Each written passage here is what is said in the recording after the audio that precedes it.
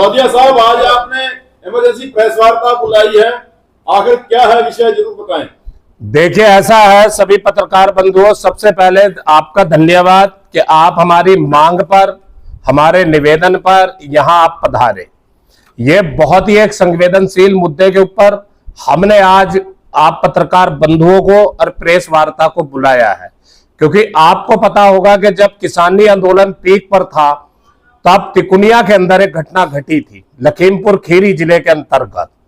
उसमें हमारे किसान शहीद हुए थे और हमारे किसान जख्मी हुए थे।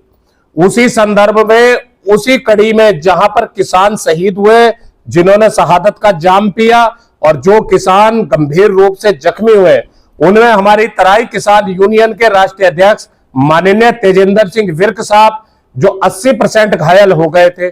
आपको पता है दिल्ली में उनको एडमिट किया गया, और एडमिट करने के बाद में वो वाहिगुरु की, ईश्वर की, परमात्मा की कृपा रही कि तेजेंद्र सिंह विर्क साहब हमारे बीच वापस आ गए सकुशल। और आज वो उसी शिद्दत, उतनी ही ताकत के साथ उन शहीद किसानों की, उन जख्मी किसानों की और अन्य किसानों के मुद्दों की वह बात कर रहे हैं। परंतु दुख इस बात का है कि तेजेंद्र सिंह विर्क साहब जब घायल हुए तो उनको मुआवजे की रकम तकरीबन 15-16 लाख रुपए गवर्नमेंट ने एक लीडर होने के नाते उनको भेज दी। मगर हमें बड़ी खुशी हुई, क्योंकि मैं तराई किसान यूनियन का राष्ट्रीय महासचिव हूं, विर्क साहब राष्ट्रीय अध्यक्ष हैं। हमारे कहने पर भी तेजेंद्र सिंह विर्क ने ईमानदारी दिखाते हुए, विर्क साहब ने वह जो गवर्नमेंट की तरफ से अनुदान आया था वो वापस कर दिया। इसलिए किया कि जब तक शहीद किसानों को और अन्य जख्मी किसानों को पूरी तरीके से मुआवजा नहीं मिलता और पूरी तरीके से न्यायालय में जो विचाराधीन मुकदमा है उसमें दोषियों को सजा नहीं मिलती या उनको न्याय नहीं मिलता, तब तक मुझे मुआवजा लेना तो दूर, एक गिलास गवर्नमेंट का पानी पीना भी मेरे लिए हराम है। जी आज जो आपने प्रेस वार्ता रखी है, किसी विषय को लेकर दुख इस, हाँ, आपकी वीर साहब को जान का खतरा है। मैं बताता हूं, दुख इस बात का है, मेन मोटिव यह है, हमारा उद्देश्य यह है कि प्रेस वार्ता बुलाने का, कि तेजेंद्र सिंह विर्क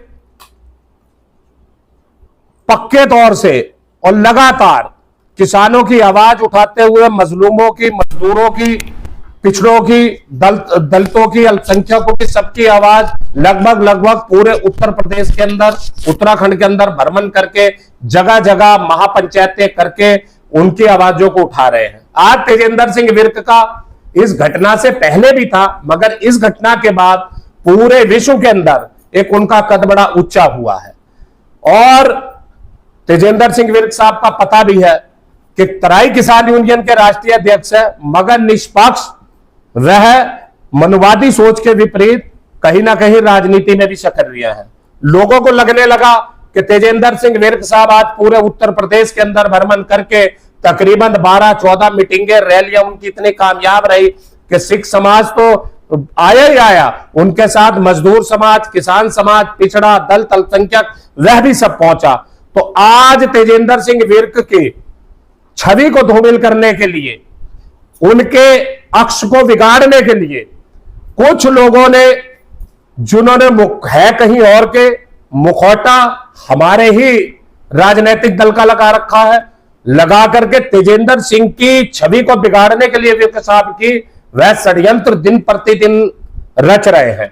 तेजेंद्र सिंह विर्क साहब जब जख्मी हुए थे और इसमें इस तिकुनिया कांड का मुकदमा दर्ज हुआ था, FIR दर्ज हुई थी, तब विर्क साहब को गवाह के रूप में, जैसे अन्य गवाह थे उसी संदर्भ में विर्क साहब को भी गवाह बनाया गया था। विर्क साहब एडमिट हो जाते हैं, घायल अवस्था में रहते हैं।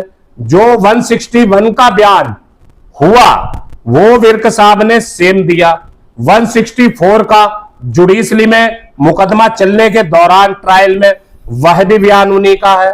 कुछ लोगों ने षड्यंत्र के तहत विर्क साहब का थोड़े से बयान की काट छाट करके उसकी प्रतियां बना के तेजेंद्र सिंह विर्क, क्योंकि गंदगी को साफ करने के लिए गंदगी में उतरना पड़ता है, कहीं तेजेंद्र सिंह विर्क बिलासपुर से MLA बनके असेंबली में उत्तर प्रदेश की न चले जाए विधायक के रूप में या एक मंत्री के रूप में, किसानों के बचे कुछ काम पूरे न कर दे, किसानों की आवाज न उठा दे, उसलिए उस बयान को गलत तरीके से प्रदर्शित करके, प्रस्तुत करके, उस बयान का गलत प्रचार करके तेजेंद्र सिंह की छवि को बिगाड़ा जा रहा है। और हमें विश्वसनीय सूत्रों से तराई किसान संगठन के जितने भी हम लोग हैं, प्रदेश अध्यक्ष जी बैठे हैं, भाई साहब जी बैठे हैं, सबको हमको पता चला है कि षड्यंत्र के तहत प्री प्लान एक संगठित गिरोह लोगों ने बना करके ऐसा 2-4-5 दिन में आपके सामने बात आएगी जिससे तेजेंद्र सिंह विर्क साहब की छवि को तो वो धूमिल करेंगे। हमें विश्वसनीय सूत्रों से पता चला है। साजिश के पीछे कौन है और आपकी तरफ से मानहानि या किस तरह की कार्रवाई की गई? देखिए, साजिश की तरफ से एक व्यक्ति नहीं है, अनेकों है। उनका नाम सार्वजनिक स्वतः ही 2 से 5 दिन के अंतर। नहीं, आपने कहा था कि पार्टी के ही बंदे हैं, आप बता सकते हैं कौन? नहीं, देखिए, उनका नाम चावला साहब, और मैं सभी पत्रकार बंधुओं से कहता हूं, आप एक सीनियर जर्नलिस्ट हैं, 10-5 दिन, हफ्ता वेट कर लीजिए, स्वतः ही आपके सामने आ जाएगा कि किन लोगों का ये षड्यंत्र है। वो लोग विर्क साहब की छवि को खराब करते, उससे कोई फर्क नहीं पड़ता, बीच में कर रहे थे। विर्क साहब का एक वीडियो आपके सामने आया होगा। हमने विर्क साहब को बहुत मना किया कि आपको अपना स्पष्टीकरण देने की जरूरत नहीं है, आप एक हाथी के समान है। चलो, मैं दूसरा अल्फाज यूज नहीं कर रहा, चले जा रहे हैं, दूसरे बोल रहे हैं, आप मत दीजिए ये। मगर विर्क साहब ने कहा नहीं, लोगों के अंदर एक गलत मैसेज जा रहा है, इसलिए मुझे वीडियो के माध्यम से अपनी बात को रखना है। विर्क साहब ने पब्लिक के सामने, आप मीडिया बंधुओं के सामने, आवाम के सामने, जनता के सामने अपना बयान रख करके अपना स्पष्टीकरण भी दिया। हालांकि विर्क साहब को मेरे हिसाब से स्पष्टीकरण देने की जरूरत नहीं थी, मगर विर्क साहब तक वो लोग सीमित रहते तो ठीक था। अब हमें विश्वसनीय सूत्रों से पता चला है कि जो लखीमपुर खीरी तुकुनिया कांड के पीड़ित लोग हैं, जिनके साथ में ये इंसिडेंस हुआ है, उनको मिसगाइड करना, उनको पे दबाव डालना, उनको गलत दिशा में उनकी डायरेक्शन देख करके उनको मिसगाइड करके गलत सलत बुलवाना, यदि वो ऐसा कर रहे हैं, हमें पता है, आपके सामने आ जाएगा 2-4-5 दिन में। और वो सच्चे हैं तो उस बात को लेकर के आए और आर्गुमेंट करें तराई किसान संगठन के हम सब कार्यकर्ताओं से। और हम दावा कर रहे हैं कि अगर वो इच्छुक है तो विर्क साहब आते तो नहीं, क्योंकि बहुत बड़ा उनका कद है, मगर हम चैलेंज के साथ हम उनसे कह रहे हैं कि हम विर्क साहब को लेकर के आएंगे, हमारे साथ, विर्क साहब के साथ वो तर्कों के आधार पर हमसे बात करें। अगर वो सच्चे हैं तो वो मैदान छोड़ करके चले जाएंगे, और अगर हम झूठे हैं तो हम मैदान छोड़ देंगे। अब जो मुकदमे की डायरेक्शन को वो मोड़ रहे हैं, हमें विश्वसनीय सूत्रों से पता चला है कि जो पीड़ित लोग हैं उनको जाके गलबलाना, पता नहीं किस टाइप से। तो ये अगर ऐसा हो रहा है तो मुकदमे पे भी गलत असर पड़ेगा, मुकदमे को गलत दिशा में लेकर के जा रहे हैं और उन पीड़ितों को इंसाफ नहीं मिल पाएगा। इस मुकदमे की डायरेक्शन वह गलत तौर पे ले जा रहे हैं, जो ऐसा नहीं होना चाहिए। मंशा क्या हो सकती है जी? क्या मंशा हो सकती है? उनकी मंशा सिर्फ और सिर्फ विर्क साहब की छवि को धूमिल करना। और आज विर्क साहब जो पूरे पश्चिम उत्तर प्रदेश, तराई के इलाके में, उत्तर प्रदेश के इलाके में किसानों की आवाज उठा रहे हैं, तो छवि तो धूमिल करेंगे, मगर हमें कहीं ना कहीं हमारे मन में शंका आ रही है कि कहीं हमारे नेता के साथ ऐसा ना हो कि माली और सम्मान के नुकसान के साथ साथ उनकी जान का नुकसान हो जाए। उसी संदर्भ में हमने माननीय गृह मंत्री जी को ये एक चिट्ठी लिखी है और तत्काल हम डीजीपी उत्तर प्रदेश से हमारा एक डेलीगेशन जाकर के मिलेगा और हम माननीय गृह मंत्री जी से, डीजीपी उत्तर प्रदेश से, डीजीपी उत्तराखंड साहब से हम यह गुजारिश करते हैं, निवेदन करते हैं कि विर्क साहब की सुरक्षा बढ़ाई जाए और इनकी सुरक्षा बढ़ा करके फुल सिक्योरिटी इनको दी जाए, क्योंकि कहीं ना कहीं विर्क साहब का जान का भी नुकसान हो सकता है। अच्छा, ये हमें ऐसा ये किस आधार पर आप कह रहे हैं कि तेजिंदर सिंह विर्क को जान का खतरा है? जान का खतरा है, किसी चीज की हद होती है, किसी चीज की हद होती है। इतने प्रकार का धूमिल, एक बात बताइए, जो व्यक्तियों को उनको इतना ज्ञान नहीं है कि जो मुकदमा कोर्ट में विचाराधीन है, और ये कोई छोटा मोटा मुकदमा नहीं है, आप एक सीनियर पत्रकार हैं, इतने तजुर्बेकार, ठीक है, जो मुकदमा आप बताइए कोर्ट में विचाराधीन होता है, उसके एक भी फैक्ट को, उसके एक भी किसी डॉक्यूमेंट्स को या उस मुकदमे में प्रचलित कार्रवाई को क्या पब्लिकली किया जाता है? नहीं किया जाता ना।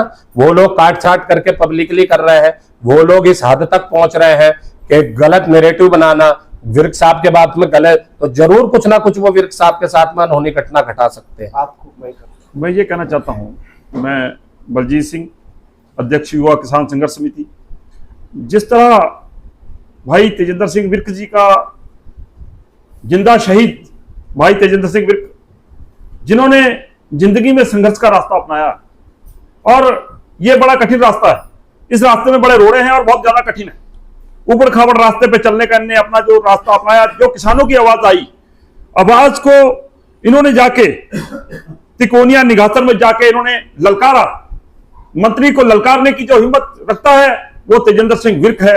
और जिस तरह इन पे जानलेवा हमला हुआ, इनकी जान जा सकती थी, अभी जिंदा शहीद का दर्जा इनको है, और मजलूमों की, गरीबों की, किसानों की, जैसे पंजाब में बाढ़ आई तो इन्होंने सबको आवाज लगाई, हम लोग सब इकट्ठे करने का काम भाई तेजिंदर सिंह विर्क का है।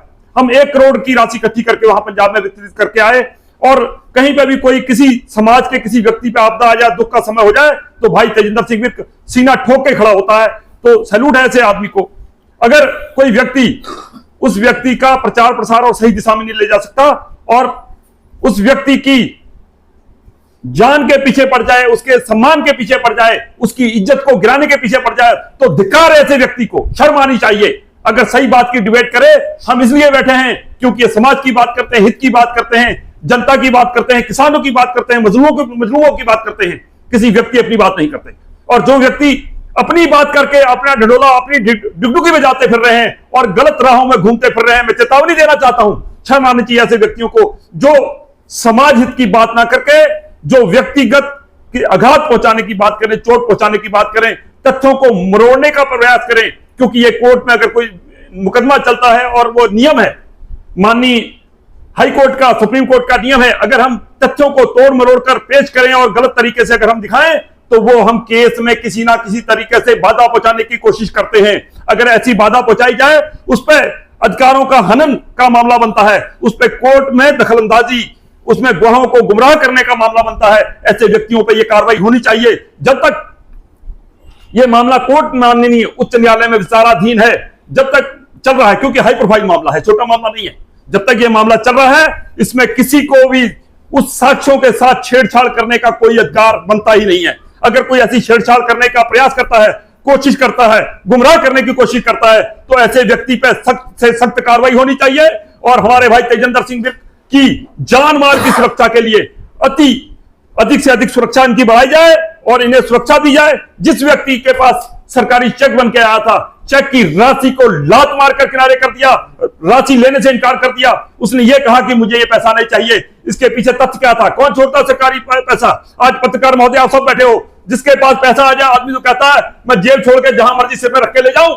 भाई तेजिंदर सिंह विर्क ऐसा वीर है जिसने उस पैसे को भी लात मार दी। उसने कहा जो मेरे गवाह हैं, जो मेरे पीड़ित किसान हैं, जो मेरे शहीद किसान हैं, जब तक उनको पैसा नहीं मिलता है, मैं ऐसे पैसे को लात मारता हूं, मुझे नहीं चाहिए ऐसा पैसा।